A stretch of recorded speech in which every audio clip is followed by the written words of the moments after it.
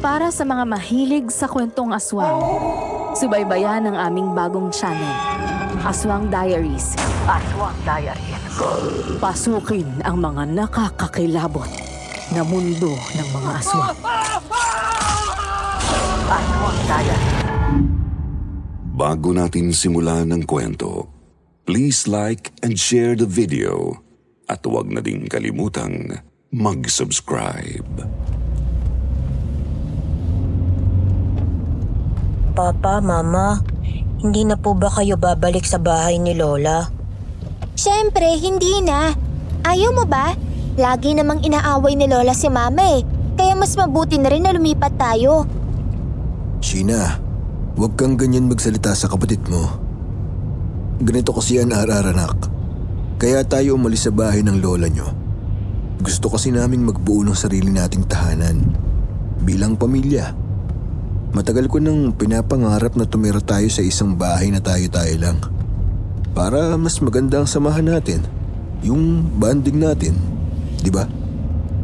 Tama ang papa nyo, mga anak. Mas maganda na magkaroon tayo ng sarili nating bahay. Alam nyo naman sa bahay ni Lola nyo, marami na sila doon. Nandun ang mga tita ninyo. Pati na rin ang mga pinsan nyo. Masikip na rin doon. Kaya nagdesisyon kami ng papa nyo na lumipat na tayo. Ayaw nyo pa? Hindi na maingay sa lilipatan nating bahay. Oo nga, tahimik sa lilipatan nating bahay. At sigurado akong magugustuhan nyo ang bagong paligid natin doon. Nga pala, Han, kailan darating yung dalawang kasambahay na inirequest mo sa agency? Bukas ng umaga ang dating nila, Han. Sigurado ka bang mapagkakatiwalaan ng mga yon, Han? Baka mamaya tulad lang din sila nung dating kasambahay ni Mama, ha? Yung ninanakawan siya tapos bigla na lang nawala. Ay naku, pati nga ako nadamay pa. Napagbintangan pa ako ng mama mo na ako raw ang kumuha. Ay naku, talagang nanggigigil ako kapag naaalala ko yon. Han, naiintindihan ko ang concern mo. At ayaw ko rin naman na mangyari ulit yung ganon. Pero huwag kang mag-alala. Dumaan sila sa maayos na background check ng agency. At may mga papeles silang maayos. Sinigurado ko rin na may recommendation sila mula sa mga dati nilang amo.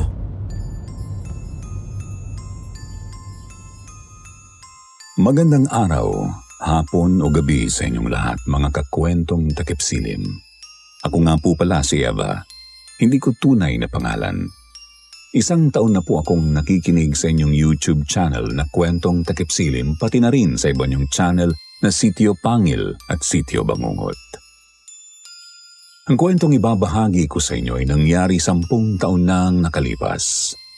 Bagong lipat kami noon ng aking pamilya sa Laguna mula Caloocan.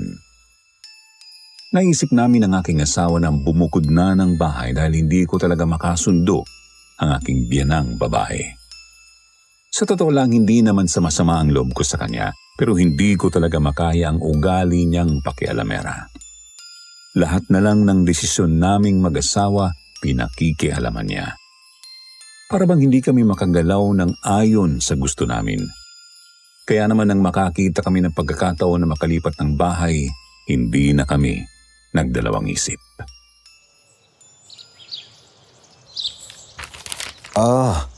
Kayo na ba ang pinadala ng agency? Opo, sir. Ako nga po pala si Cora. Manang Cora na lang pong itawag niyo sa akin. Ako naman po si Dayang. Kami po ang ipinadala ng agency ng mga kasambahay. Okay. Base rito sa biodata nyo, naging maayos naman ang trabaho nyo sa mga previous employer nyo, ha? Aling Cora, sabi rito naging yaya ka at tagaluto at ikaw, Dayang, naging kasambahay din sa isang may kayang pamilya. Magandang record nyong dalawa, ha? Sana naman ganun din dito sa amin. Opo, sir. Naging yaya po ko sa mga anak ng dati kong amo sa General Santos at naging tagaluto din doon. Malakas pa po ang katawan ko. Kaya po, sanay na sanay pa po akong magtrabaho. Mabuti kung gano'n, Aling Cora. Kayo po ang ilalagay ko sa pagluluto at paglalaba. At ikaw naman, Dayang, ikaw ang magiging tagalinis, tagaplantsa at mag-aalaga sa bunso naming anak ng aking asawa. By the way, siya ang aking misis na si Eva. ang panganay kong anak na si Sheena at ang bunso naman namin na si RR. Magandang araw po sa inyo. Nako sir, kay ganda pala ng asawa nyo kaya naman pala ang ganda at ang gwapo rin ng mga anak nyo.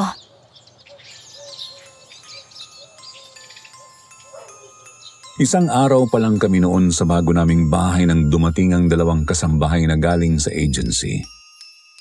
Una, si Manang Cora, isang matandang babae na nasa 61 taong gulang na.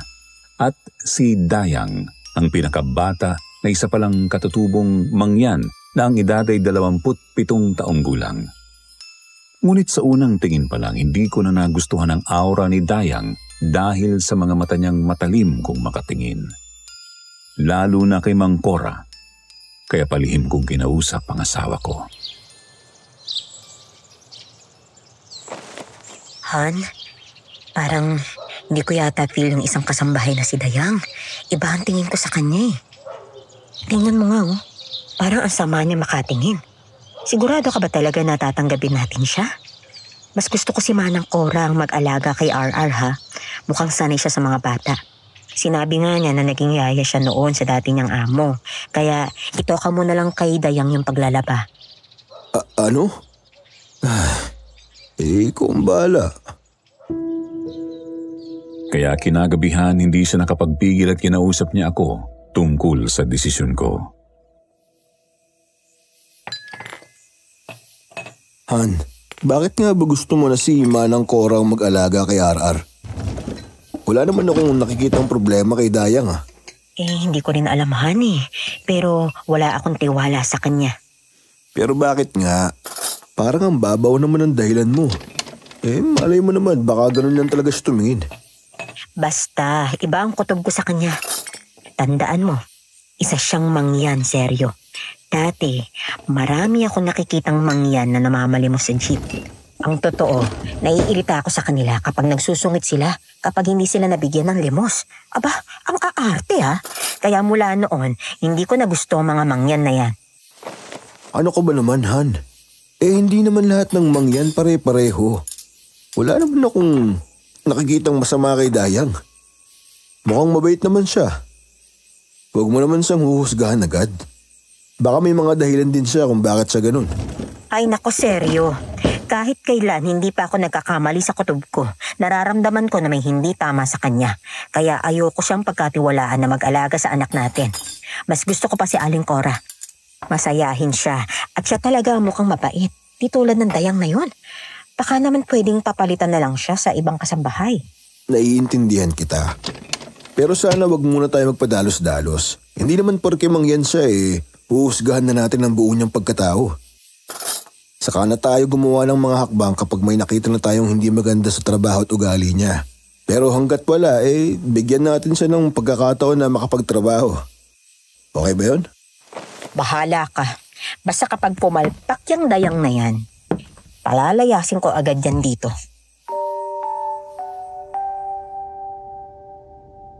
Sa unang araw ng pagtatrabaho ni Manang Cora at Dayang sa bahay namin, agad kong napansin ang malaking pagkakaiba sa kanilang kilos at trabaho. Kitang-kita ko ang pagiging masipag at maaasahan ni Manang Cora. Samantalang si Dayang ay tila nahihirapan makuha ang gusto kong pamantayan sa paglilinis at pagiging maayos sa trabaho. Para bang may kulang sa diskarte niya. At hindi niya pa lubos na nauunawaan kung paano ko gustong gawin niya ang mga gawain sa bahay.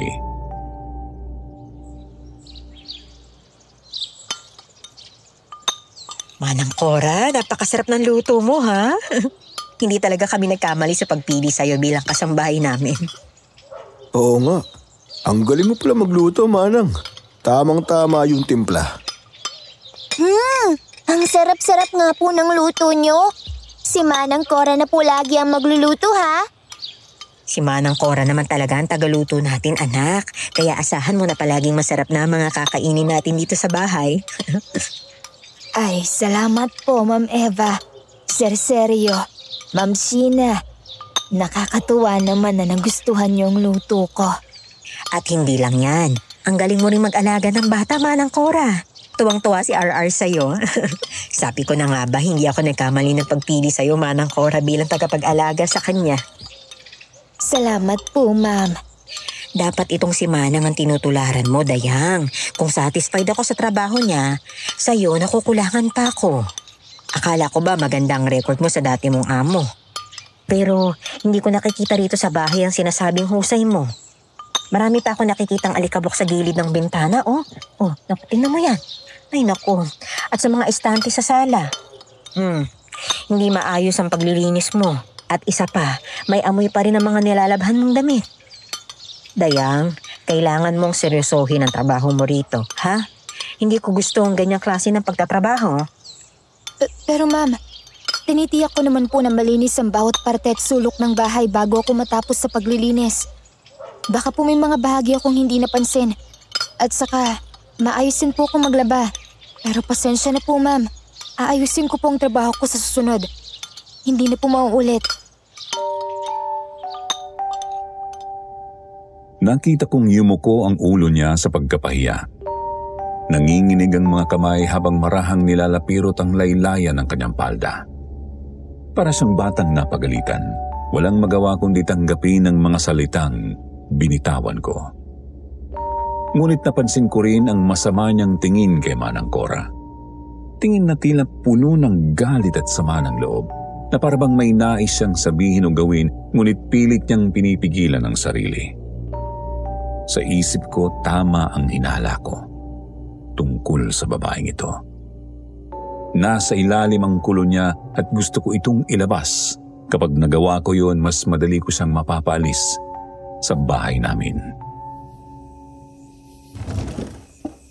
Alam mo, seryo? Tama talagang hinala ko sa Dayang na yan eh. Nahuli ko na naman siyang masama ang tingin kay Manang Cora, ha? Sa tingin ko, inggit ang babaeng yun kay Manang Cora. Ayan ka na naman sa panghuhusga mo eh. Tsaka hindi mo ba siya titigilan? Talagang pinagalitan mo siya sa harap namin, ng mga anak mo at ni Manang Cora. Hindi mo ba nakita yung mukha niya kanina? Nakakaawa dahil sa pagpapahiya mo. Ay naku, wala akong pakialam. Kung ayaw niyang mapahiya, dapat magtrabaho siya ng maayos. Hindi ko kayang palampasin ang ganyang klaseng gawain sa bahay natin. Kung hindi niya kayang tanggapin ang mga puna ko, edi maghanap siya ng ibang trabaho. Napailing na lang ang aking asawa sa sinabi ko. Alam ko na habang pinakikinggan niyo ako, siguradong inis na kayo sa akin. Pero wala talaga akong amor kay Dayang. Ngunit hindi ko akalain na ang labis na pagkainis ko sa kanya ang maglalapit sa akin sa nakakakilabot na sitwasyon. Ipagpaalam mo na lang ako sa mga bata. Sige Han, ingat ka ha. Maaga kang umuwi mamaya dahil siguradong masarap na naman ang iluluto ni Manang Cora. Sure. Bye Han, see you later. See you later, Han. Ay, nakaredy na kaya si Sheena? Ipasok pa ang batang yun eh. Teka nga at matawag. Sheena! Sheena! Baka mahuli ka sa eskwela. Ano ba bang ginagawa mo riyan, anak? Ready na po ako, Mama. Hintayin ko lang po ang baon ko na pine-prepare ni Manang Cora. Ayoko kasing magdala ng pagkain na hindi niya niluto. Gustong-gusto mo talaga ang luto ni Manang Cora, anak ha? Sa bagay, hindi kita masisisi dahil napakasarap talaga niya magluto. Opo, Mama. Para po kasing may magic yung mga luto niya. Kaya hinahanap-hanap ko po. Kahit si RR, gustong-gusto rin niya mga luto ni Manang Cora. Anak, nakita mo ba si Dayang? Parang kanina ko pa siya hindi nakikita. Nakita ko po siyang umakyat sa itaas kanina, Mama. Ano? Napakunot ang noo ko, Sir Jupiter. Anong ginagawa ng babaeng yun sa taas? Sa isip ko baka may ginagawa na itong kalokohan.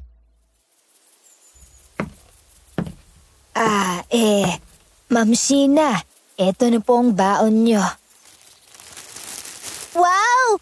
Favorite ko po yan! Chicken adobo! Thank you po, Manang Cora! Sheena, anak. Sige na, umalis ka na't baka malate ka pa. Okay po, Mama. Bye po! Dali-dali akong pumanhik sa itaas Isa-isa kong binuksan ng mga kwarto. Una ang kwarto naming mag-asawa, ngunit wala siya doon. Sumunod ay ang kwarto ni nanay, ngunit wala rin siya roon. Tinungo ko rin ang kwarto ng anak kong si RR. Pagbukas ko ng pinto, bumungad sa akin si Dayang, abala sa pag-aayos at paglilinis ng kwarto.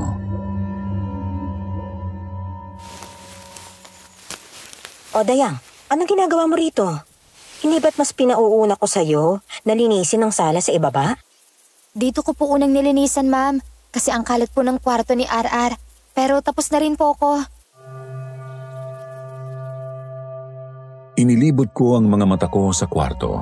Sinipat ang bawat sulok. Ngunit wala naman akong napansing kakaiba. Tumikhim ako at pilit na pinakalma ang sarili.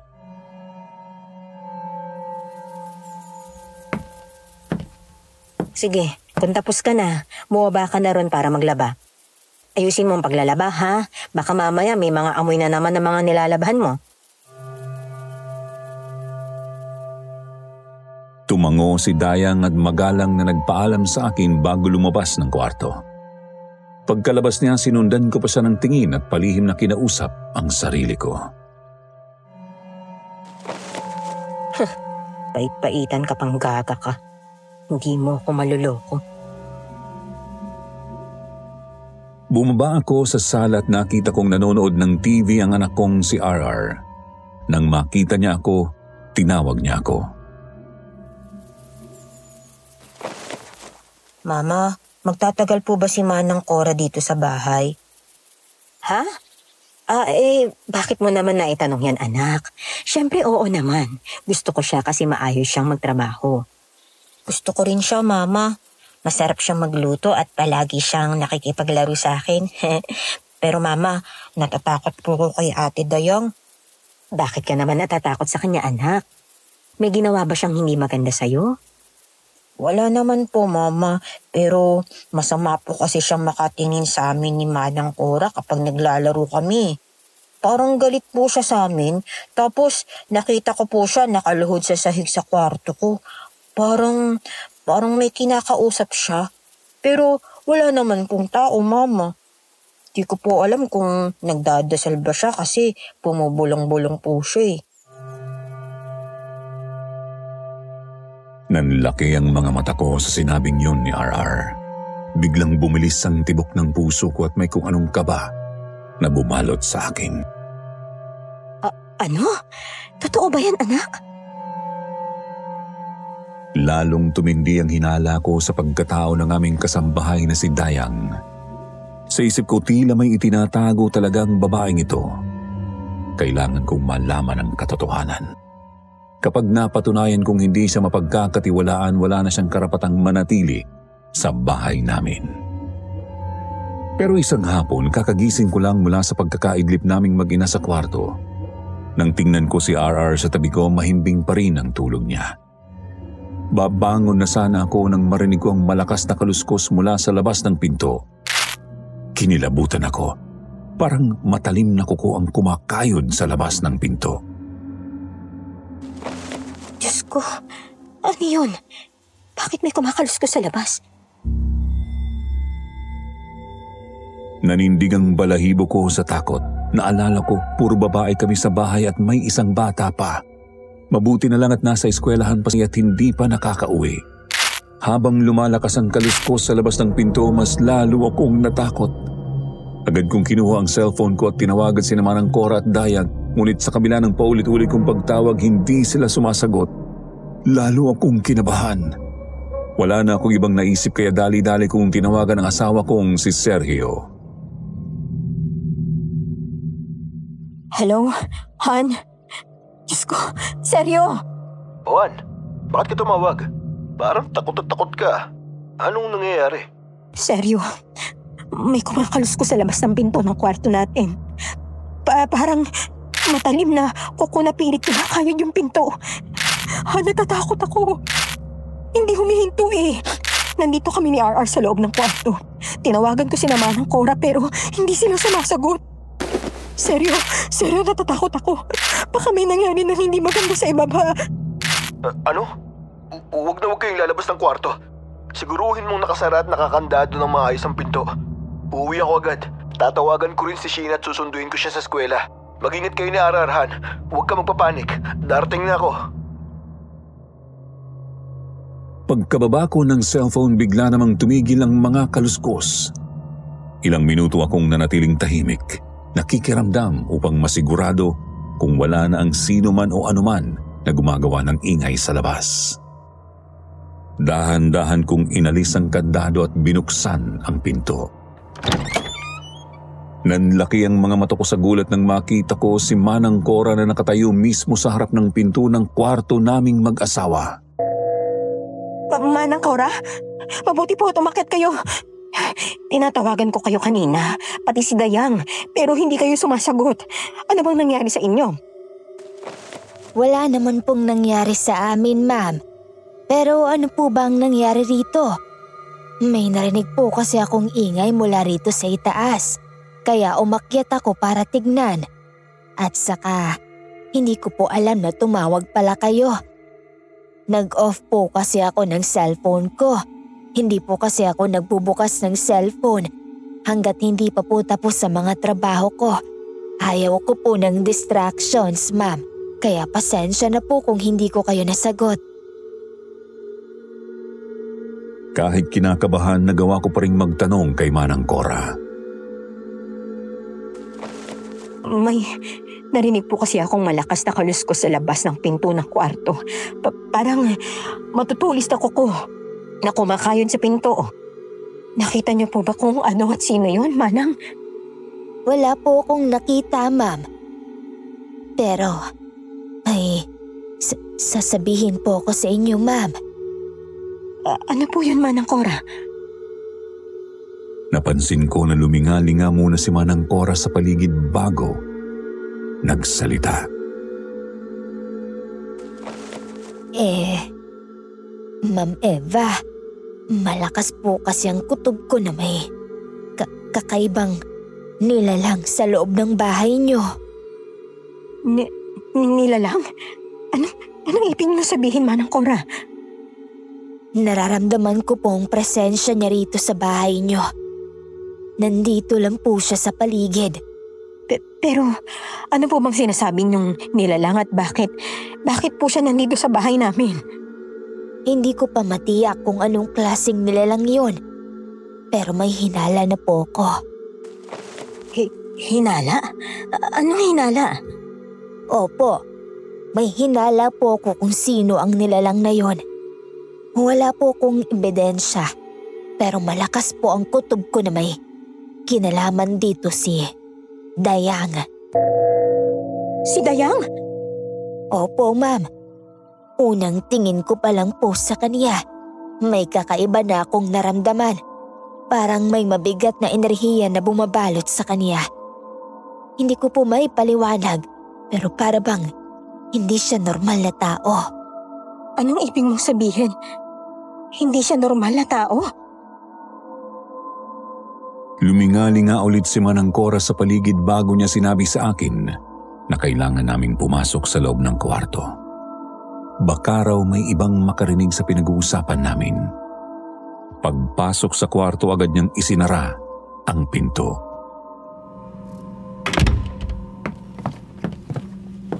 Dito po tayo dapat mag-usap, ma'am. Baka kasi marinig niya tayo. Kinakabahan naman ako, Manang Cora. Ano po bang mangyayari? Gaya nga po ng sinabi ko kanina, hindi pa po ako sigurado kung anong nilalang siya. Pero sa tingin ko po ay isa siyang alagad ng dilim. Ano? Alagad ng kadiliman? Opo, Ma'am Eva. Malakas po ang kutob ko na isa siyang alagad ng dilim. Mula nang dumating kami rito, napapansin ko po ang kakaibang kilos niya. Nakikita ko po siya na palaging bumubulong-bulong kahit wala naman siyang kausap. Nagsasalita rin po siya ng mga salitang hindi ko maintindihan. Parang dasal na ewan. At saka kapag nagigising po ko sa madaling araw, hindi ko po siya nakikita sa higaan niya. Palagi po siyang wala roon. Kaya wag niyo pong hayaan na hindi nakakandadong pinto ng kwarto niyong mag-asawa at ng mga bata kapag tutulog na kayo. Baka mamaya bigla siyang pumasok sa kwarto niyo at gawan kayo ng masama. Baka mamaya ay mamamatay tao palang babaeng yun o satanista. Kung ganun, totoo nga yung sinasabi sa akin ni RR na nakita niya nakaluhod at parang nagdadasal ng kung anong tungkol sa demonyo ang dayang na yun. Sabi ko na nga ba, unang kita ko pa lang sa mangyan na yun, hindi ko na siya gusto. Yun pala, ay alagad pa pala ng dilim ang babaeng yun. Diyos ko, napakalaking pagkakamali na pinapasok namin siya sa pamamahay namin. Manang Cora, nahuhuli ko rin po siya na palagi kayong tinititigan ng masama, na para bang galit na galit siya sa inyo. Napapansin ko rin yan, ma'am. Kaya nga po, naghinala na ako sa kanya. Kapag nakikita ko siya sa gilid ng aking mga mata at nakatingin siya sa akin, mukha po siyang papatay ng tao. Diyos ko, nakakatakot naman. Dapat ay mapaalis na siya rito sa bahay. Pero di ko na ho alam kung papaano. Hindi niyo po kasi siya maaaring palayasin ng walang dahilan. Baka magsumbong siya sa mga otoridad at kayo pang mapahamak, ma'am. Pwedeng sabihin niya na inaabuso niyo siya o may hindi kayo ginagawang maganda laban sa kanya. E paano natin siya mapapaalis dito? Kung totoo nga na isa siyang alagad ng kadiliman. Delikado yung buhay namin at delikado rin ang buhay niyo, Manang. Huwag po kayong mag-alala. Makakaisip din po tayo ng paraan para mapaalis dito ang dayang na yan. Sa ngayon, hindi niya dapat malaman na pinaghihinalaan natin siya. Hanggat wala siyang alam, ligtas tayo. Sige, Manang Cora. Pero kailangan natin maging maingat. Ayokong may masamang mangyari sa pamilya ko. Di nagtagal ay dumating na ang asawa kong si Sergio at nag-aalala sila kaya agad nila kaming niyakap ni RR na kasalukuyang nasa sala. Eva, Han, mabutit walang nangyari sa inyo ni RR. Ano ba yung narinig mong kaluskos? Diyos ko, Han. Natakot ako kanina. Kasi yung malakas na kaluskos sa labas ng pinto ng kwarto natin, hindi tumigil. Pero pagkatapos kitang tawagan, bigla na lang itong nawala. Nang binuksan ko yung pinto, wala naman tao, Han. Hindi kaya magnanakaw yun, Han? Baka pinasok kayo ng magnanakaw na hindi nyo namamalayan. Wala naman po kaming nakita, sir. Wala naman pong nakapasok na ibang tao rito sa bahay.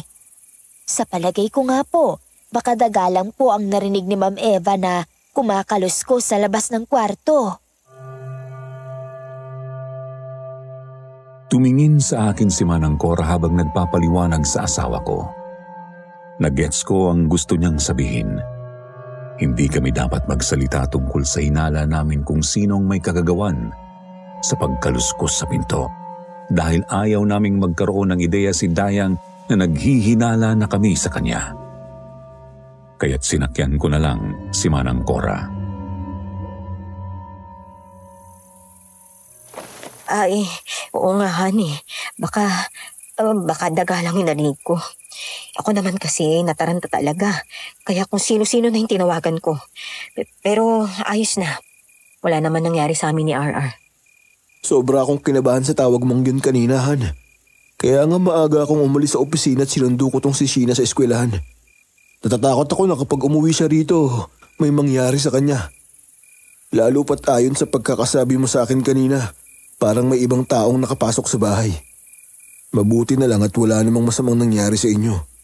Kung hindi ko talaga mapapatawad ang sarili ko. Kayo naman, Manang Cora, Dayang, tinatawagan kayo nitong asawa ko. Bakit hindi naman kayo sumasagot? Huwag mo nang pagalitan si Manang Cora, Han, ha?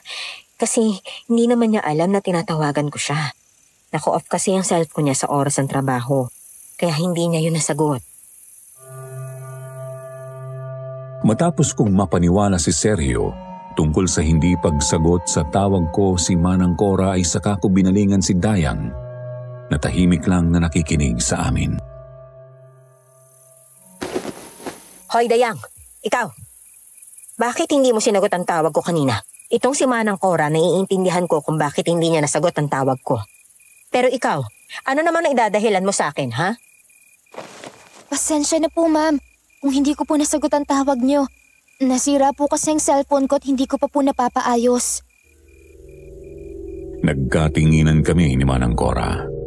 Pareho kaming diskumpiyado sa palusot ng mangyan na kasambahay.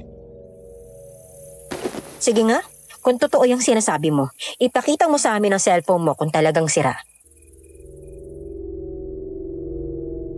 Inalabas nga ni Dayang ang cellphone niya at laking gulat namin nang makita na sira nga iyon at hindi mabuksan.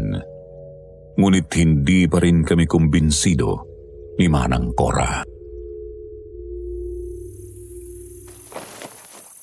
Nasaan ka ba nung narinig namin ang kalusko sa kwarto? Itong si Manang Cora, narinig niya. Kaya pinuntahan niya ako sa taas. Ikaw, anong ginagawa mo ng oras na yon, Aber? Nagpipinaw po ako ng sinampay sa labas, ma'am. Talaga ba?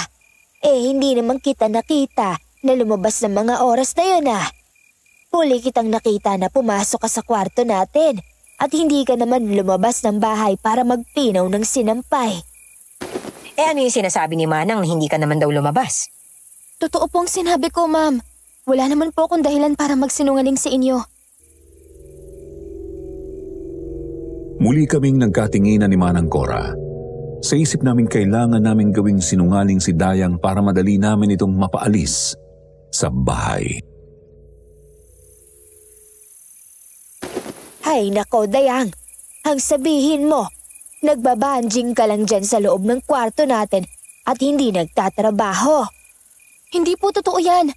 Nagtatrabaho po ako ng maayos at hindi po ako nagpapabaya. Kung totoo nga yung sinabi ni Manang Cora, pwede ka namin tanggalin sa trabaho, Dayang. Ayaw namin sa mga kasambahay na tamad at sinungaling. May makakapagsabi po na totoong sinasabi ko. Tanungin niyo po si Aling Vivian. Nakita niyo po akong nagsasampay kanina. Napasimangot kami ni Manang Cora. Kokontrahin sana namin si Dayang ngunit agad kaming niyaya ni Sergio na puntahan ang kapitbahay naming si Aling Vivian para makumpirma kung totoo ang sinasabi niya. Pagdating namin doon, nakausap namin ang may edad na babae. Sinabi nito na nakita nga niyang nagsasampay si Dayang sa labas ng bahay namin. Ayon pa kay Aling Vivian, nakipagkwentuhan pa raw si Dayang sa kanya habang nagpipinaw. Dahil doon natahimik kami ni Manang Cora. Napurnada ang balak namin na gawing sinungaling si Dayang sa harap ni Sergio.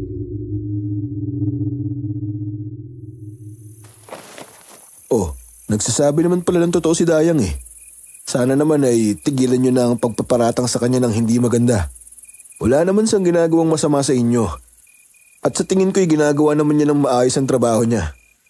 Ikaw naman, Manang Cora, itigil mo na ang pakikipagsabuatan mo sa asawa ko sa panghuhusga kay Dayang. Okay?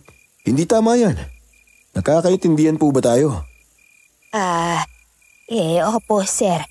Hindi na po mauulit. Pasensya na po. Ang mabuti pa, umuwi na tayo. Sa susunod, isara niyo na lang ng maigi ang pinto at ang mga bintana ng bahay para walang makapasok na kung ano o sino man. Napabuntong hininga na lang ako sa pagtatanggol ni Sergio kay Dayang. Sa loob-loob ko lalo akong nagngingit-ngit sa galit sa mangyan na kasambahay. Kaya mas sumigting ang kagustuhan kong mapalabas ang tunay niyang pagkatao. Ako mismo ang gagawa ng paraan upang malaman ang katotohanan tungkol sa kanya. Nang sumunod na araw habang abala si Manang Cora at Dayang sa mga gawain, maingat akong pumasok sa kanilang kwarto. Ininspeksyon ko ang mga gamit ni Dayang. Binuksan ko ng palihim ang bag niya. Nakita ko ang mga damit na maayos na nakatupi sa loob niyon. Ngunit ang nakaagaw ng atensyon ko ay ang mga garapon sa loob ng bag na may lamang likido. Mga dahon ng halaman na hindi ko alam kung ano at isang garapon na may laman na malagkit na likido na nang buksan ko ay sumingaw ang matapang at mabahong amoy. Kaya agad kong isinara ang garapon dahil napangiwi ako sa amoy niyon. Ang baho! Ano ba yun? Ano ba laman nito? Maya-maya narinig ko ang boses ni Dayang na papalapit sa kwarto. Dali-dali kong ibinalik ang mga gamit niya sa bag at siniguradong walang ebidensyang maiiwan na pinakialaman ko ang mga yun. Dahan-dahan akong lumabas ng kwarto. Nakita ko na tinawag siya ni Manang Cora kaya hindi niya ako nakita na pumasok sa kwarto nila. Sa mga nakita ko sa bag, mas lalo akong nawirduhan sa kanya. Mas tumindi ang hinala namin ni Manang Cora na may itinatago siyang malaking sikreto. Ngunit paglabas ko mula sa kwarto, narinig ko namang umiiyak ang anak kong si RR. Agad ko siyang nilapitan. RR anak, anong nangyayari? Bakit ka umiiyak?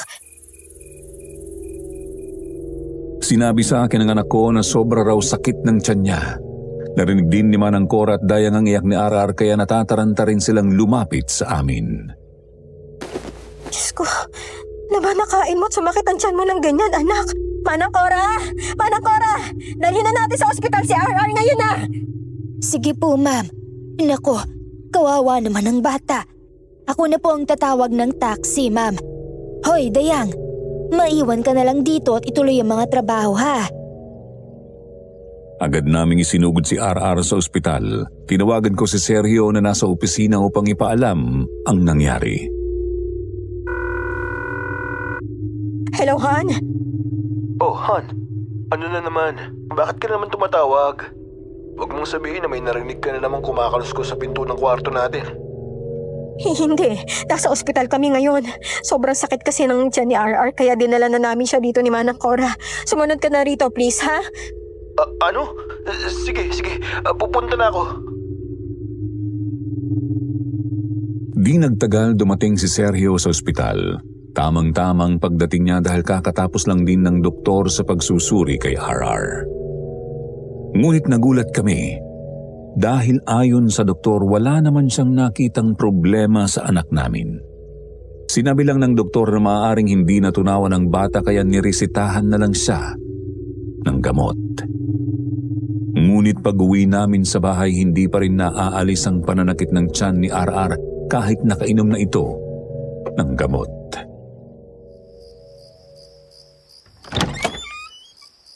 Mama, tumawag po sa akin si Papa at sinabi niya na may sakit daw si RR. Nadala niyo na po ba siya sa ospital? Oo, anak. Bigla na lang sumakit ang tiyan ng kapatid mo. Pero sabi ng doktor, wala naman siyang makitang problema sa kanya. Pinainom na rin namin siya ng gamot ang nireseta ng doktor. Pero wala namang epekto. Hindi pa ako tapos magpaliwanag sa nanay ko nang biglang sumuka si RR. Nanlaki ang mga mata namin nang makita ang isinuka nitong malapot na likido na kulay itim. Diyos ko! Seryo! Seryo si RR! Sumuka! Mama, ano yan? Nakakadiri naman. Bakit sumuka si RR ng ganyan? Nagpanik ako sa nangyari. Ngayon lang ako nakakita ng ganong klaseng likido kaya napahagulgul na ako ng iyak. Ano mang nangyayari sa anak natin, seryo? Ano yung sinusukan ng yan? Kahit ang asawa ko ay hindi rin ako masagot. Wala rin siyang ideya kung anong sakit ang dumapo sa anak namin. Habang nag-aalala kaming lahat, binulungan ako ni Manang Cora. Ma'am Eva, may hinala po ko. Baka kinukulam si RR. Ano? Kulam? Sino naman ang gagawa nun sa anak ko? Ang hinala ko po, si Dayang. Gumaganti siya sa atin dahil pinag-iinitan natin siya. Sa sinabing yun ni Manang Cora, mas lalo akong nagalit at pinagbintangan ko si Dayang sa pagkakasakit ng anak ko. Dayang, ikaw ba ang may gawa nito sa anak ko? Bawiin mo ang kulam mo sa kanya. Ano po, ma'am? Ano pong sinasabi niyo? Hindi po ako mangkukulam. Eva, ano na naman ba yung pinagsasabi mo? Bakit mo na naman pinapartangan si Dayang ng kung ano-anong kalokohan? May nakita ako mga garapon sa gamit niya. May mga laman na likido, mga dahon, at may langis. Aminin mo, Dayang, ginamit mo ang mga yon sa pangkukulam, di ba? niyo po ang gamit ko? Bakit niyo po ginawa yon? Dahil may masama akong hinala sa yung babae ka. Kaya pinakailaman ko ang mga gamit mo sa kwarto nyo. Akala mo siguro hindi ko malalaman ang sikreto mo, no? Ma'am, wag niyo naman po akong pagbintangan ng ganyan. Hindi po ako mangkukulam. Pero totoo po. Totoo po na may kumulam sa anak niyo. Pero hindi po akong may gawa. Pwede ba? Huwag ka nang magsinungaling. Kasi huling-huli ka na ni Ma'am Eva. Sino ba ang may dahilan sa pagkulam kay RR kundi ikaw? Dahil ikaw lang naman ang may dahilan kung bakit mo ginawa yon. Kasi gusto mong gantihan si Ma'am Eva dahil pinaghihinalaan ka niya na may ginagawa kang hindi maganda. Wala po akong ginagawang masama, Manang Cora. Inaamin ko po na sumama ang loob ko dahil pinag-iinitan niyo ako at pinaghihinalaan ng kung ano-ano. Pero hindi po ako marunong magtanim ng galit sa kahit na sino at lalong-lalo na hindi ko kayang manakit ng inosenteng bata. Pero kung pagkakatiwalaan niyo ako, kaya kong gamutin ang anak niyo, Ma'am Eva. Lahat kami ay natigilan sa sinabi ni Dayang. Natahimik kaming lahat habang mas lalong bumigat ang tensyon sa loob ng bahay. Kaya mong pagalingin ang anak ko? Huwag na huwag kang magtitiwala sa kanya, Ma'am Eva. Ang babaeng yan ay isang mangkukulam. Baka lalo pang mapahamak ang inyong anak kapag naniwala ka sa kanya. Sa mga sandaling yon, nag-aalangan ako kung tatanggapin ko ang alok ni Dayang na gamutin si RR. Nangibabaw pa rin sa akin ang takot at pagdududa. Paano kung nagkamali ako ng pagtitiwala? Paano kung mas lalo pang mapahamak ang anak ko dahil sa gagawin niya? Kung tutulungan mo ang anak ko, wag na wag kang papalya. Dahil kapag pumalya ka, hindi kita mapapatawad. Wala namang mawawala kung susubukan natin, Han. Magtiwala tayo sa kanya. Para to sa ikagagaling ng anak natin. Paano kung mas lalo pang lumalalagay ni RR sa kamay ng babaeng yan? Pero, sige, tatanggapin ko ang alok mo, Dayang. Pero tandaan mo, kapag may nangyaring masama sa anak ko, ikaw ang mananagot. Gagawin ko pong lahat na makakaya ko.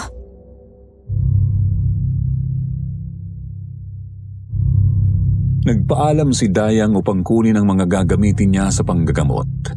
Pagbalik niya, may dala siyang isang maliit na garapon na may lamang likido na kulay berde, 2 itim na kandila at isang pulang panyong tila may kakaibang simbolo. Ilang saglit lang isinimulan na niya ang isang orasyon. Inilatag ni Dayang ang pulang panyo sa sahig, pagkatapos ay sinindihan ng 2 itim na kandila, itinulos ang mga ito sa magkabilang gilid ng panyo. Maingat niyang inilagay ang garapon na may likidong berde sa gitna ng panyo at saka dinasalan ito gamit ang mga salitang hindi namin maintindihan. Habang isinasagawa ni Dayang ang orasyon sa harap ng garapon, lahat kami ay tahimik lang na nagmamasid sa bawat kilos niya. Ang kapaligiran ay tila lumabig at ang bawat salita niyang binibigkas parang umaalingaw-ngaw sa loob ng bahay. Makalipas ang ilang minuto, huminto si Dayang sa kanyang pagdarasal. Binuksan niya ang garapon at walang pag-aalinlangan, ipinainom niya kay RR ang likidong kulay berde na nasa loob nito. Teka, anong pinapainom sa anak ko?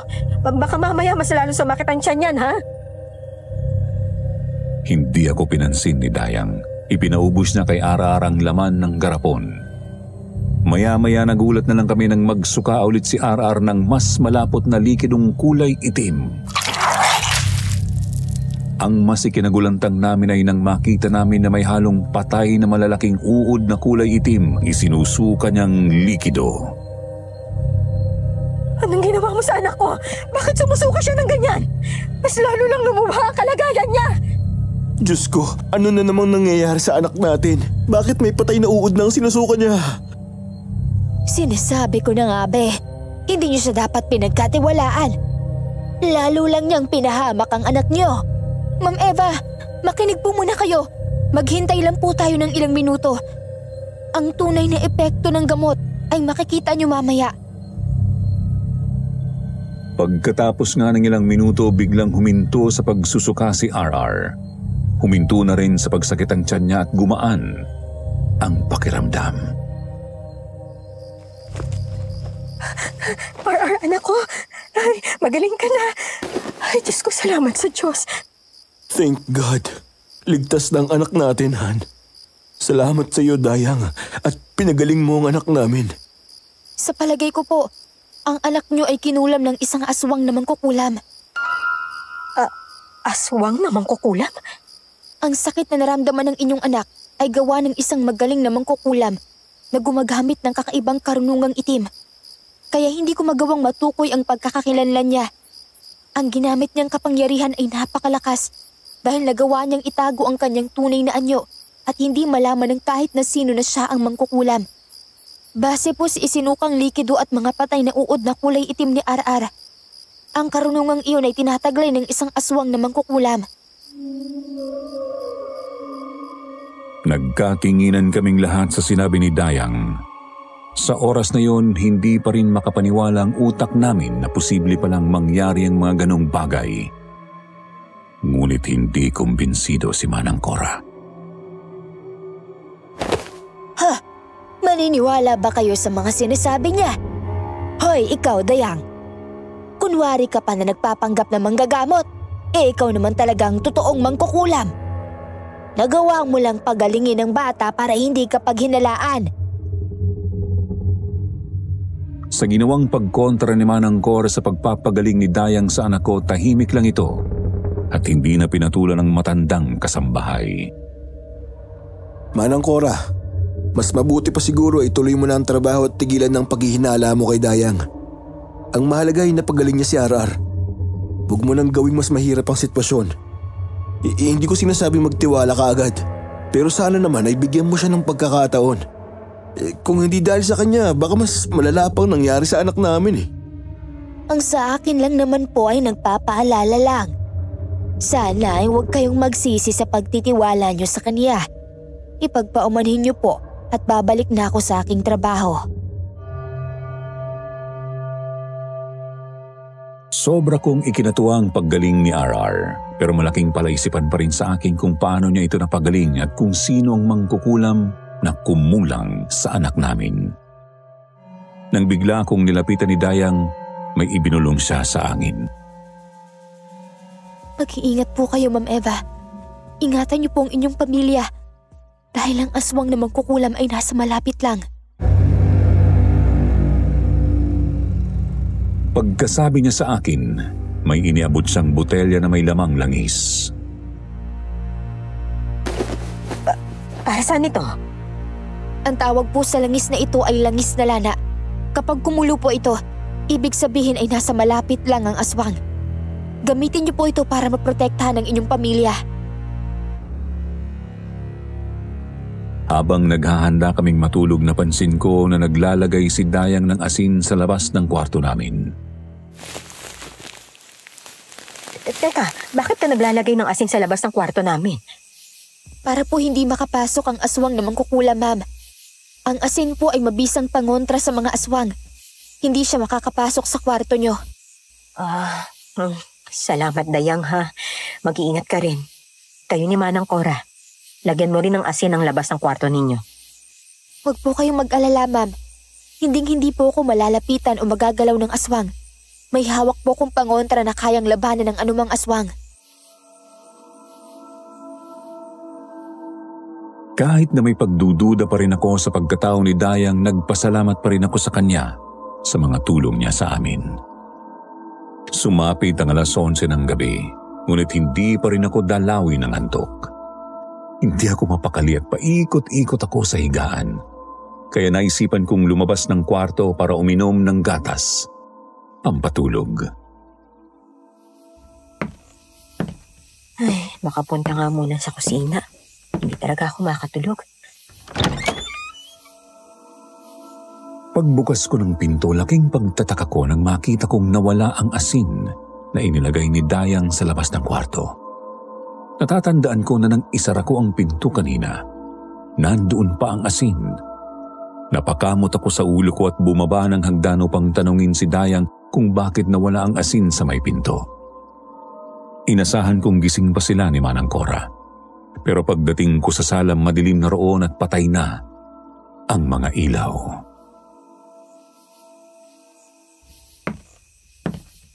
Siguro tulog na silang dalawa. Pero nakakapagtaka pa rin.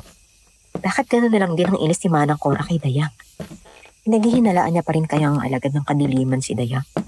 Tinulungan naman kami ni Dayang na mapagaling si RR. Paano naman siyang magiging alagad ng kadiliman? Ay, ano ba itong mga iniisip ko?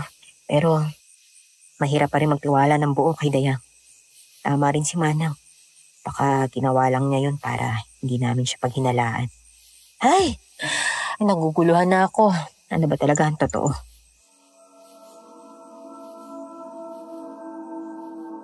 Binaliwala ko na lang ang pagtatalo sa isip ko at hahakbang na sana ako papunta sa kusina nang mapansin ko ang isang anino na nakatayo sa may pinto sa sala. Inisip ko na baka namamalikmata lang ako, kaya kinusut-kusut ko ang mga mata ko. Pero hindi, tila may nilalang na nakatayo sa harap ng pinto. Nangilabot ako at naalala ko ang sinabi ni Dayang tungkol sa aswang na mangkukulam. Kaya dahan-dahan akong umatras paakyat ng hagdan. Iniwasan ko ring gumawa ng anumang ingay. Pagdating ko sa itaas at papasok na sana ako sa kwarto, hindi ko naiwasang mapatingin sa ibaba ng hagdan. Nanindig ang mga balahibo ko nang muling makita ang anino na nasa ibaba ng hagdan na tila nakatingin sa akin. Diyos ko, ang aswang! Sa sobrang takot ko, nagmamadali akong pumasok sa kwarto. Agad kong isinarati kinandado ang pinto. Isinara ko rin ng maigi ang mga bintana at bumalik ako sa higaan saka nagtalukbong ng kumot. Hindi ko namalayan na sa sobrang takot ko ay mabilis akong nakatulog. Pero hindi pa man nagtatagal ang tulog ko ay bangungot agad ang sumalubong sa akin. Nakita ko ang sarili kong bumangon mula sa kama. Ngunit wala ang asawa at anak ko sa loob ng kwarto. Kinabahan ako. Baka bumaba sila sa sala. Baka kung ano na ang ginawa sa kanila ng anino na nakita ko. Nagmamadali akong lumabas ng kwarto para hanapin sila. Bababa na sana ako ng hagdan nang biglang may narinig akong malakas na kumalabog mula sa kwarto ni RR. Ano yun? Bakit nandun sila? Nang buksan ko ang pinto, halos mabaliw ako, Sir Jupiter, sa nakita ko.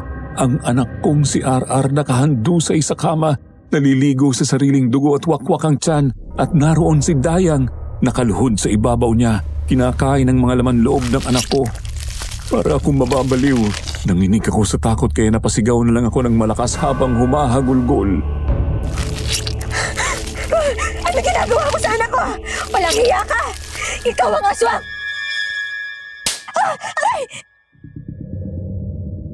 Bigla akong nagising mula sa masamang panaginip nang maramdaman ko ang malakas na sampal sa pisngi ko. Uy, Han, ano ba? Binabangungot ka, Han. Ay, salamat sa Diyos. Masamang panaginip lang pala. Kung hindi, baka ikamatay ko na. Agad kong niyakap ng mahigpit si RR nang makita ko siya. Nag-aalala naman si Sergio na nagtanong kung ano ang napanaginipan ko. Ayaw kong mag-alala pa sila, kaya nagsinungaling na lang ako. Napatingin ako sa bintana at napagtanto kong umaga na pala. Kaya't nagligpit na kami ng higaan at lumabas ng kwarto. Pagbaba namin sa kusina, nanlaki ang mga mata ko nang nadatnan namin doon si Dayang na nagluluto.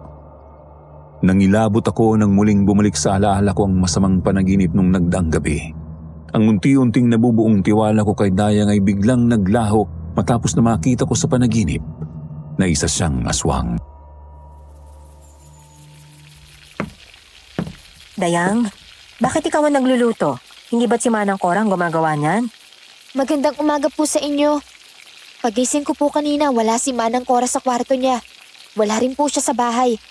Iniisip ko po na baka maaga siyang pumunta sa palengke, kaya ako na pong nagluto ng almusal. Naglakad ako papalapit sa mesa.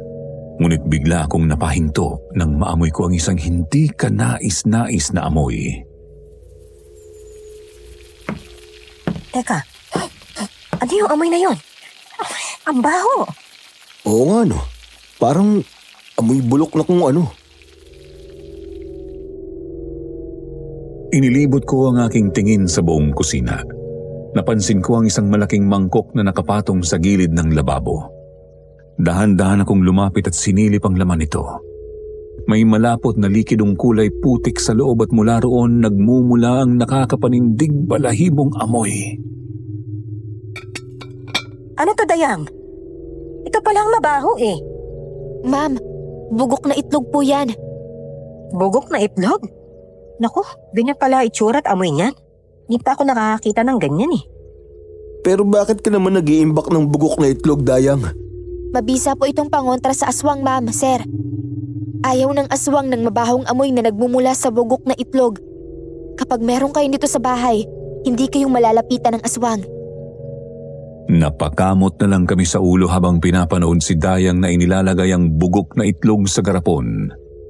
Biglang sumagi sa isip ko ang mabahong amoy na nagmumula sa isa sa mga garapon na nakita ko sa mga gamit niya nang palihim akong pumasok sa kwarto nila ni Manang Cora. Bugok na itlog pala ang laman ng garapon na yon. Pero kahit sinabi niya sa amin na pangontra yon sa aswang, hindi pa rin nawawalang pagdududa ko.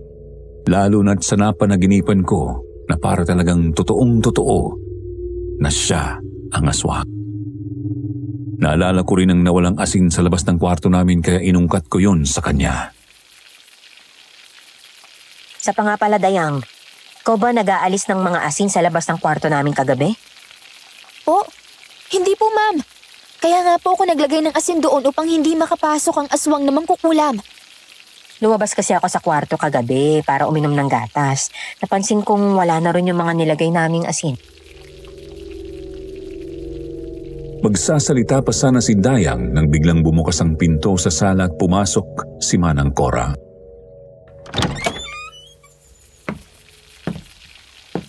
Oh, Manang Cora, saan po kayo nanggaling? Ang sabi sa akin itong si Dayang, nagising siya na wala kayo sa kwarto nyo. Nako, pasensya na po, ma'am. Nagsimba po ako. Tuwing Biyernes po kasi nagsisimba ako ng maaga. Hindi na po ako nakapagpaalam sa inyo dahil himbing na himbing pa po yata kayo sa pagtulog sa kwarto nyo kanina. Nang mapansin ni Manang Cora ang nilutong almusal ni Dayang, biglang nag-iba ang timpla ng matanda.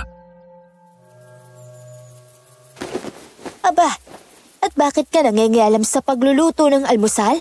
Wala kang karapatan dito sa kusina. Di ba ibang nakatokang trabaho sa'yo? Umaga na po, Manang. Mag-aalmusal lang mga amo natin. Hindi ko naman pwedeng hintayin pa kayo. Magbubukas pa sana ng bibig si Manang Cora nang bigla itong napahawak sa kanyang ulo.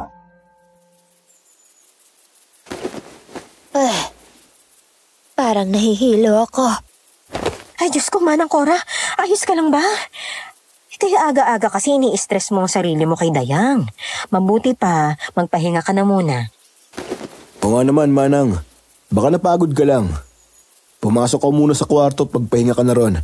Si Dayang na lang muna ang bahala sa mga gawain dito, okay? Pumasok si Manang Cora sa kwarto upang magpahinga. Nagtaka ako nang bigla na lang nahilo at sumama ang pakiramdam niya. Samantalang masigla pa ito nang dumating. Nang wala nang matanda, lumapit sa akin si Dayang ng palihim. Iniabot niya sa akin ang garapon na may lamang bugok na itlog. Teka, bakit mo ito binigay sa akin?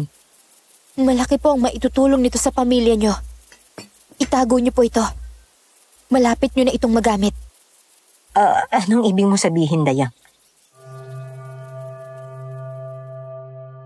Hindi na sumagot si Dayang sa tanong ko at tumalikod na upang bumalik sa kanyang trabaho. Sa sinabi niya, bigla na naman akong kinabahan. Mukhang may hindi magandang mangyayari. Isang gabi nagpaalam si Sergio na kailangan niyang pumunta sa Cebu para dumalo sa isang mahalagang seminar. 2 araw siyang mawawala. Kahit labag sa kalooban niyang iwan kami, alam niyang kailangang tuparin ang kanyang tungkulin sa trabaho. Bago siya umalis, mahigpit niyang bilin sa akin na siguraduhing isara at ikandado ang lahat ng pinto at bintana ng bahay kapag gabi. Ipinaalala rin niya na sundin ang payo ni Dayang na maglagay ng asin sa labas ng aming kwarto upang maiwasan ang sinasabi nitong aswang.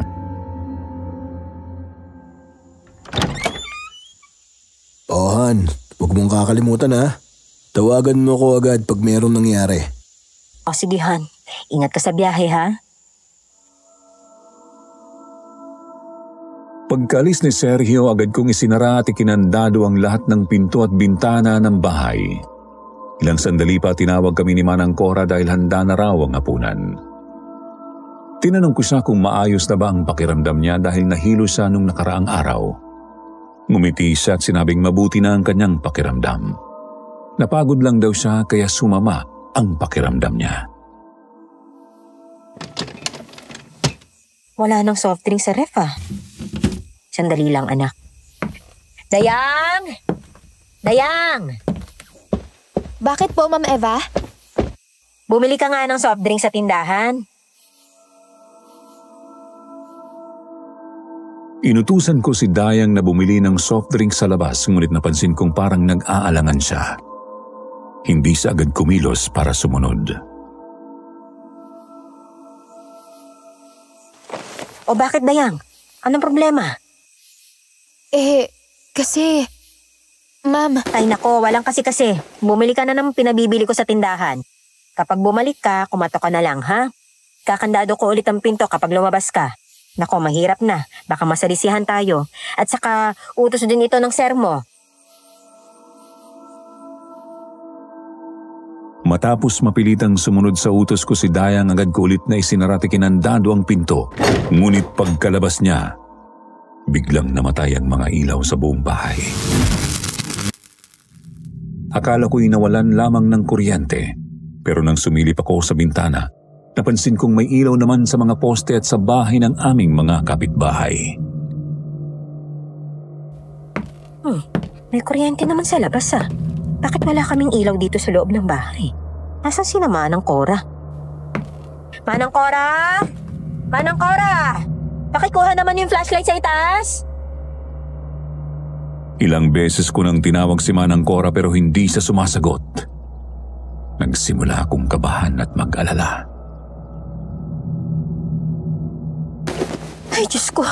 Saan kaya nagpunta si Manang Cora? Mga anak, huwag kayong aalis dito sa kusina ha. Hahanapin ko lang si Manang Cora. Paglabas ko mula sa kusina, aakyat na sana ako sa hagdan papunta sa kwarto nang bigla akong makarinig ng malakas na kalabog mula roon. Diyos ko, ano yun? Parang may ibang tao sa itaas ha. Manang Cora? Manang Cora, ikaw ba yan? Ilang ulit ko siyang tinawag ngunit wala pa rin siyang tugon. Bigla na lang may malamig na hangin na dumaan sa likod ko. Nanindig ang balahibo ko sa kaba, kaya't dali-dali akong bumalik sa kusina. Sheena, mga anak, huwag kayong lalabas dito ha. May narinig akong kalusko sa itaas. Parang may ibang taong nakapasok sa bahay natin. Opo, Mama. Dito lang po kami ni RR. Mabuti pa, pumasok muna kayo sa banyo at isarado ninyo ang pinto, ha? Huwag na huwag kayong lalabas doon hanggat hindi ko sinasabi. Maliwanag ba? Hanapin ko lang ulit si Manang Cora. Pinapasok ko sila sa loob ng banyo na nasa kusina para doon muna sila magtago. Habang naroon ako, naalala ko ang mga bagay na ibinigay sa akin ni Dayang. Agad kong binuksan ang cabinet sa tabi ng lababo at kinuha mula roon ang botelya ng langis na lana at ang garapon na may lamang bugok na itlog. Doon ko kasi iyon itinago. Nang tingnan ko ang langis sa botelya, laking gulat ko nang makita itong kumukulo. Naku, kumukulo ang langis. Ibig sabihin, may aswang dito sa loob ng bahay. Sinubukan kong tawagan si Sergio pero hindi siya sumasagot. Kaya wala na akong nagawa kundi ang harapin na mag-isa ang aswang. Hawak ang botelya at garapon, dahan-dahan akong umakyat sa itaas upang hanapin si Manang Cora. Habang humahakbang ako paakyat sa second floor ng bahay ay may narinig akong mga kaluskos mula roon. Kailangan ko lakasan ang loob ko. Hindi ako dapat magpatalo sa takot. Pagdating ko sa itaas, isa-isa kong binuksan ang mga pinto ng mga kwarto, ngunit Wala ni isa mang tao roon. Nang bigla may narinig akong kalabog mula sa ibaba. Naalala ko ang anak ko at si inay na nasa loob ng banyo kaya't nagmamadali akong bumaba sa hagdan. Nanlaki ang mga mata ko nang makita kong nakabukas ang pinto sa sala at sira ang kandado nito. Hindi ko pa tuluyang napoproseso ang mga nangyayari nang bigla kong kinilabutan. May narinig akong umuungol mula sa likuran ko. Nanginginig ang katawan ko nang lumingon ako at halos himatayin ako sa nakita ko. Nasa harap ko ang isang nakakatakot na nilalang. Mahaba ang buhok nito. Ang buong katawan ay puno ng kaliskis. Nandidisik ang mga mapupulang mata. May matatalas na pangil at may mahabang dila. Napatingin ako sa hawak kong botelya at nakita kong kumukulo na ng gusto ang langis sa loob nito. Dahil sa presensyang dulot ng nakakatakot na nilalang, napasigaw ako sa harap niya. Sa sobrang takot ko at pagkakataranta, nabitawan ko ang botelyang may lamang langis at ang garapon na may bugok na itlog. Tatakbo sana ako papuntang kusina nang biglang lumundag ang aswang sa harapan ko. Kitang-kita ko ang naglalaway niyang bibig at nang ibuka niya yon, muli niyang inilabas ang mahaba niyang dila. Lumayas ka sa bahay ko! Mabilis akong kumilos at akmang dadambahan niya ako, pero mabuti na lang at nakaiwas ako at nagmamagaling nagtago sa likod ng sofa. Habang naririnig ko ang pag-angil ng aswang, narinig ko rin ang boses ni Arar na tinatawag ang pangalan ko. Mama, natatakot na po ako! Diyos ko, ang mga anak ko. Bakit sila lumabas sa banyo? Lumabas ako mula sa pinagtataguan ko at halos mapatid ang hininga ko nang makita kong hawak-hawak ng aswang si Arar sa braso. Hinila niya ito papalapit sa kanya at saka kinubabawan. Monster! Huwag na huwag mong sasaktan ang mga anak ko! Dayang! Alam kong ikaw ang aswang! Tama na ang panlilinlang mo sa amin! Sa sinabi ko, tumawa ng nakakaloko ang aswang. Mistulang kinukutya ang takot at galit na nararamdaman ko.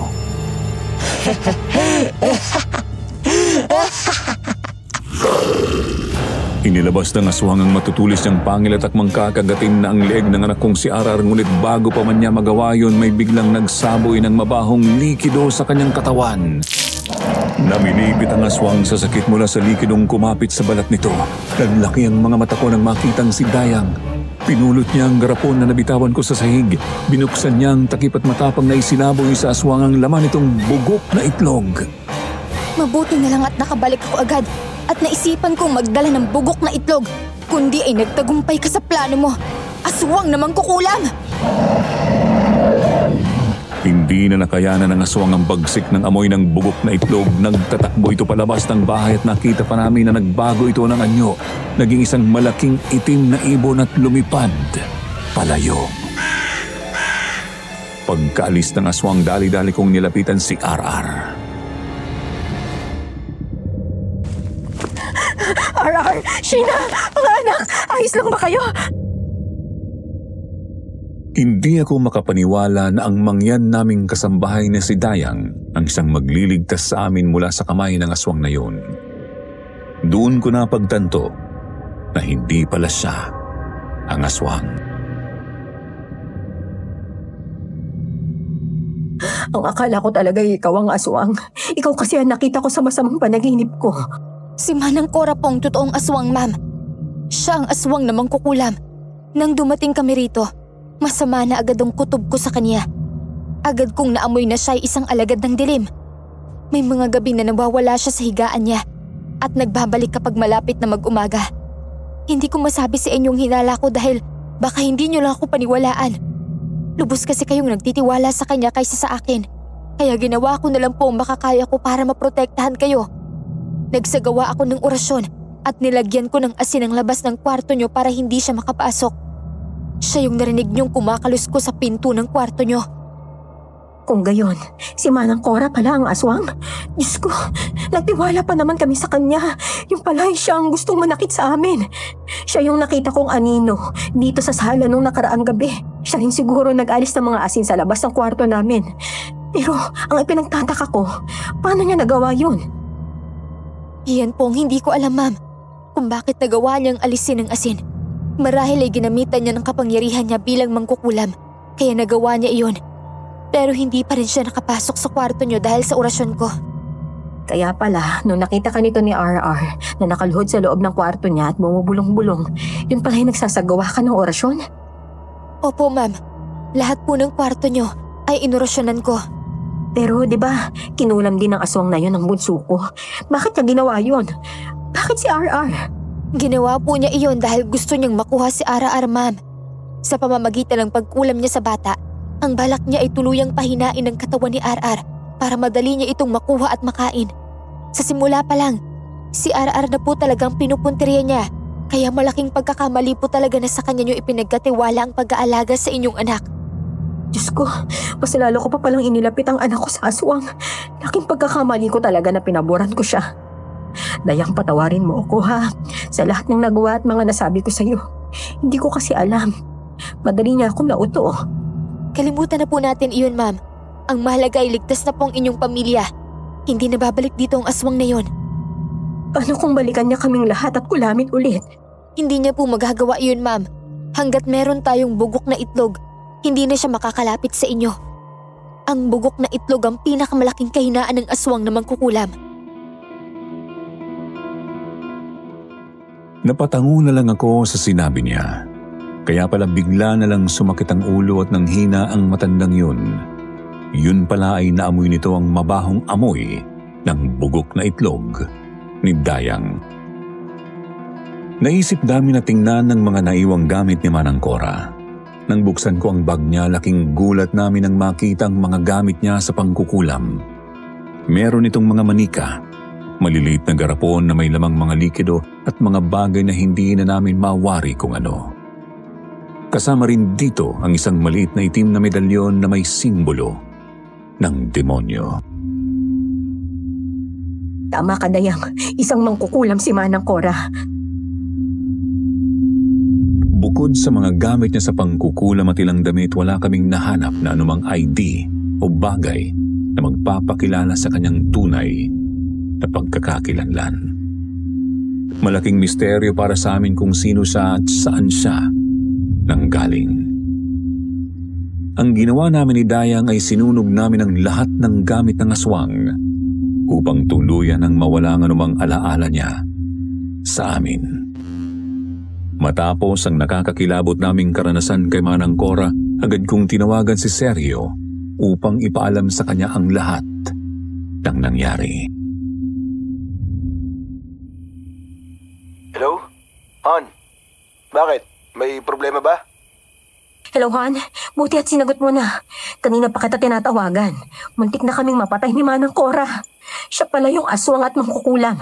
Siya ang kumulam kay RR. Ano?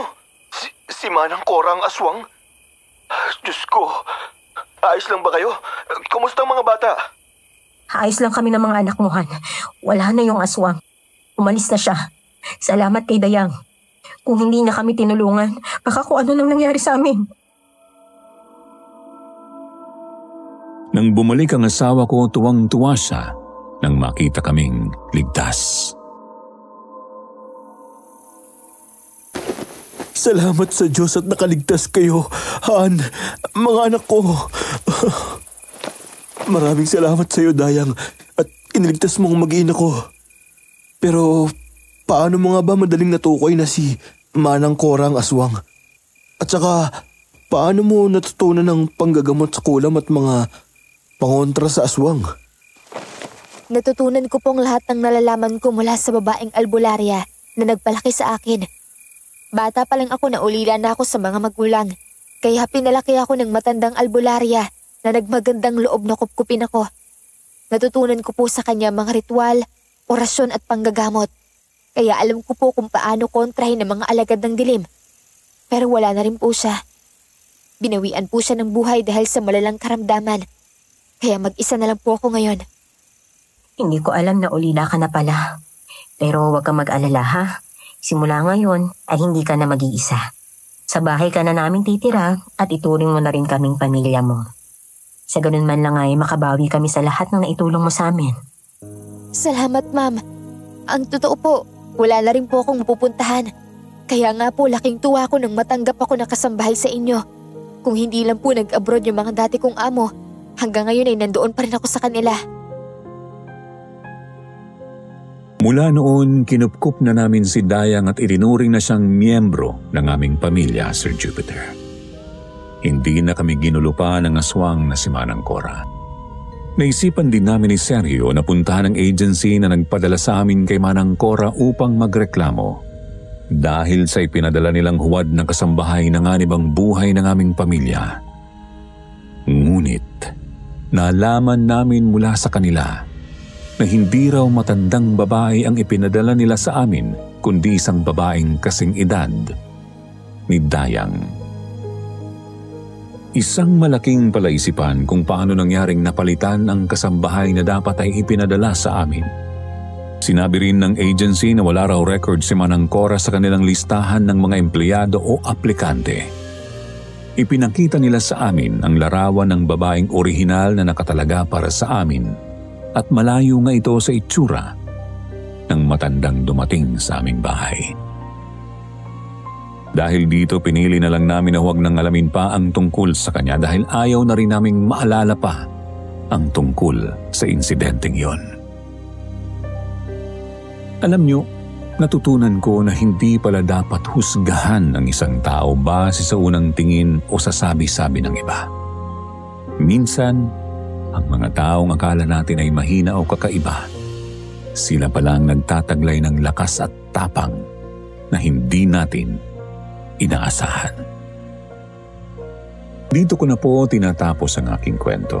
Sana po nagustuhan ninyo at sana ay may natutunan din kayo. Isang masaya at masaganang bagong taon sa inyong lahat.